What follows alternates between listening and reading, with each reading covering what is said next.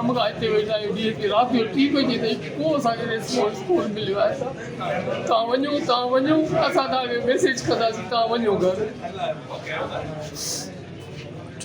अच्छा हिन वक़्त ताईं को भला पेशरफ थी आहे का सी डी आर या त मां एतिरो चवां थो हिकिड़ी हक़ीक़त आहे त बचपन जी पुछंदा हक़ीक़त आहे त पाकिस्तान में असांजो हिसो त आहे त अगरि इहे नोट कयो आहे त अच्छे नंढे हिसे में ई लॻो आहे मिलावटी उहो कंदो आहे रेल में नंढो पुणे में ई कतल आहे।